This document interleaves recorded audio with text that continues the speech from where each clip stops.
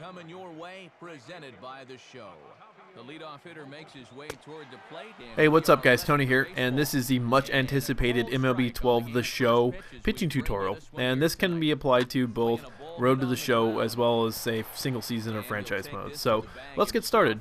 I think the most important thing to think about when you start pitching is the old baseball adage that hitting is timing and pitching is upsetting that timing. So as a pitcher, what you're wanting to do is find ways to upset the timing of a hitter. And that's a very, very simple way of approaching pitching, but it is highly effective. Okay, before we get into that, let's talk briefly about the different pitching modes that there is in MLB 12. There is a traditional button mode where basically what you do is you push a button and the pitch will be thrown, and it'll throw it, I think, at maximum effort. I've never used it, so I don't know exactly. My buddy Topher likes to use it, so he'll put the ball somewhere within the strike zone, push a button, X, square, triangle, R1, or circle for whatever pitch you want to select, and it'll throw it the best of its ability every time. That I don't know, I like more control than that, so I use the metered. That's the second one I was going to talk about, and you've seen me use it. It's the metered. It goes from green all the way to red for high effort, high velocity, and the problem is that you can vary how much energy of your pitch, or how much of your pitcher's energy you use. So the deeper you go into the red, the more energy you're going to use, and as a result, what's going to end up happening is your pitcher is going to become tired quicker if you don't have a lot of stamina. I mean, if your pitcher's got a lot of stamina, then you could do that and probably pitch 6-7 innings at 100%, effort every single time. And the last one is the pulse pitching. It's new this year. I've never used it for this series. I have used it in the 2K series, and I'm not much of a fan. It's one of those things where if you want a little bit more difficulty with your pitching, then you can give that a try, or you can adjust your sliders with, say, like metered. What it boils down to really is, what are you most comfortable with? Use whatever you're most comfortable with. Like I said, I like the meter pitching. That's the way I like to pitch. It's the way I've been pitching forever since they've had metered pitching in games. But if you're unsure, you're on the fence about something, maybe you should try all three. Try the button. If you don't like that, go to the metered. If you don't like that, then try pulse pitching. And then of those three, you're going to find that you prefer one over the other. Okay, let's get back to the idea of upsetting a hitter's timing. Now, in real life, when you're thinking about upsetting a hitter's timing, it's not only timing, it's actually more than that. It's timing, it's balance. If they're a guess hitter, you want to keep them guessing wrong. So there are a lot of factors, but to simplify it for a video game, I'm going to say balance and timing. Those are the two things that you want to upset. And the first thing is, for timing, you want to vary your pitch speeds. So if you're going to go hard, you can go soft. You go soft, you go hard. You can do a variety of things. Even upsetting a hitter's timing is to go back-to-back with the same pitch. But as a rule of thumb, what you want to do is just vary your pitch speed. Don't throw too many of the same pitches, one after the other. Try to mix it up. That's really the essence of upsetting a hitter's timing. Now we'll get into that a little bit more here in a minute. The other thing is, changing location is another great way to upset not only the timing but the balance of a hitter. Say, throw inside, outside, high and low. Change the eye level by going upstairs in the eye level, going downstairs by the knees. Things like that are excellent ways of keeping a hitter off balance and guessing.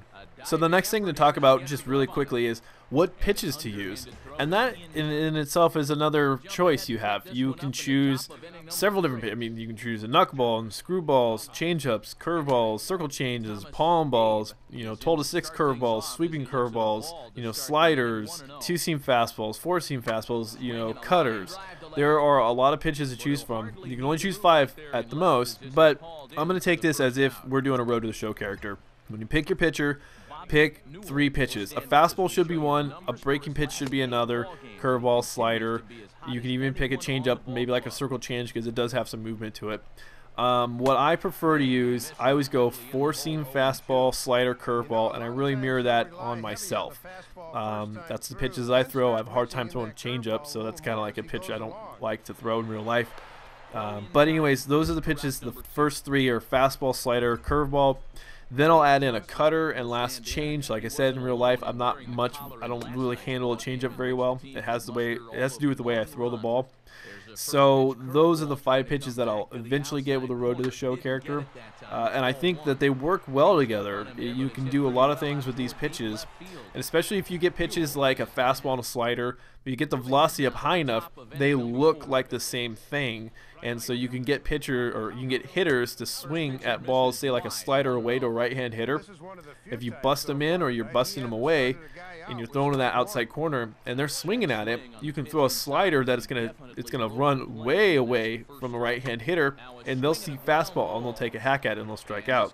I think this is a good time to mention, though, the goal of a pitcher is to not necessarily get strikeouts. What you want to do is you want to get a hitter early in the count to hit your pitch, to ground out, to fly out, to basically not get on base, because you don't want to play with these hitters.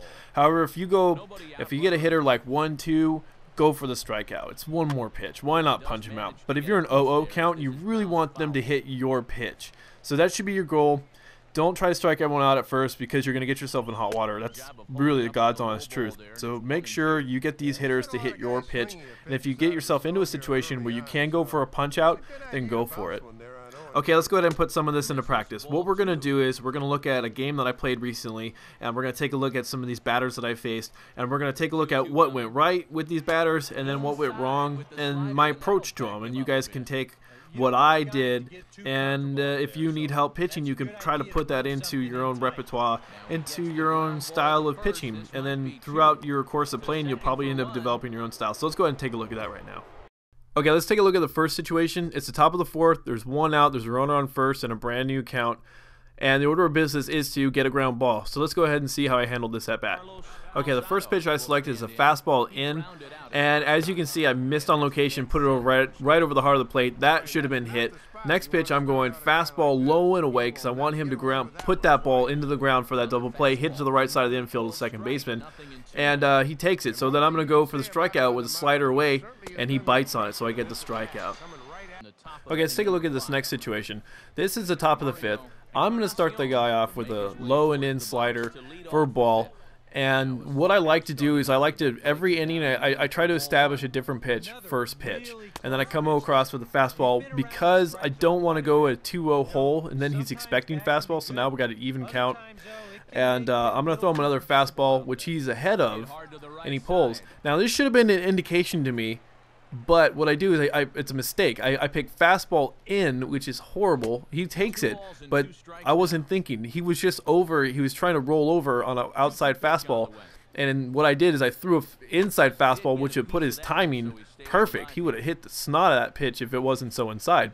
So then I threw him a slider away, which he fouled off, which was a good pitch since he was so early. He would have rolled over on at best.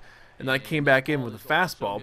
Again, he's on, you can see it right there, he's early on these pitches. So what I'm doing is I'm only feeding into his desire to hit a fastball inside. And so the idea to keep him off balance, I'm feeding into that. So as a pitcher, I should be thinking, oh, I need to be throwing breaking stuff.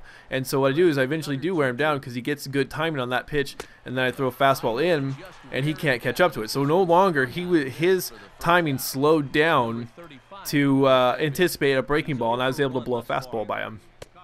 And these next two batters are the second and third batter of the inning. What I did, again, I'm starting this guy off with a breaking ball, and I really want him just to hit something. After 9 pitches, I just want him to hit the damn ball. The idea is you want to throw about 10 pitches per inning, and I've just now hit pitch 11.